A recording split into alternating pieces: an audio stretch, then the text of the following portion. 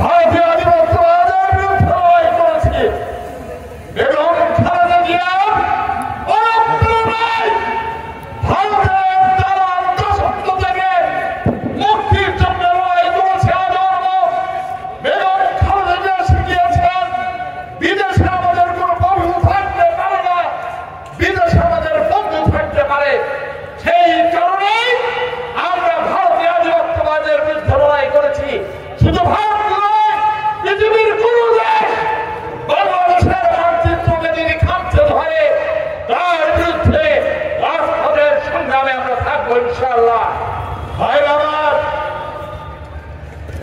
মহানবুল আলামিন ইচ্ছেন আমাদের প্রিয় নেতা এবং নেত্রী এশিয়া মহাদেশের নির্যাতিত নিপীড়িত মানুষের কণ্ঠস্বর, জাতীয়তাবাদী দেশপ্রেমিক মানুষের শেষ ভরসাস্থল, আধিপত্যবাদ বিরোধী এদেশের স্বাধীনতার সার্বভৌমত্ব রক্ষার অদম্য প্রহরী, জনগণের মহান সেনাপতি বেগম খালেদা জিয়া আজকে তার সুস্থ হওয়ার মধ্য দিয়ে যেমনটি ভাবে আমার মহাসচিব বলেছেন, বাংলাদেশ সুস্থ হয়ে যাবে, বাংলাদেশ ঘুরে দাঁড়াবে, বাংলাদেশ রুখে দাঁড়াবে এবং সেই লড়াইয়ে আমরা আছি।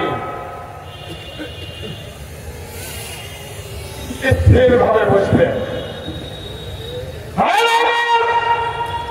এত মানুষ আজকে এসছে, হাজারো মানুষ এসছে।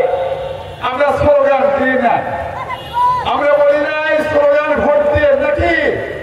আমরা জানি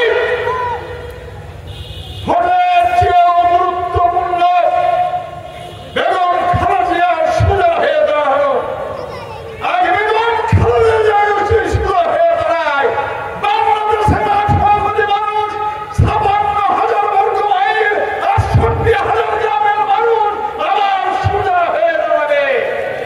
বলতে কষ্ট হয়, বলতে কষ্ট হয়।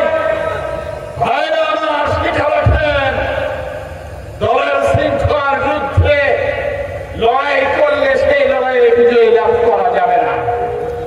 সবসময় দলের একজন কর্মী হিসাবে, দলের একজন সমর্থক হিসাবে এই দেশের জাতীয়তাবাদী শক্তির যে প্রাণ, সেই প্রাণ ভোরের জন্য আমরা দোয়া করতে চাই।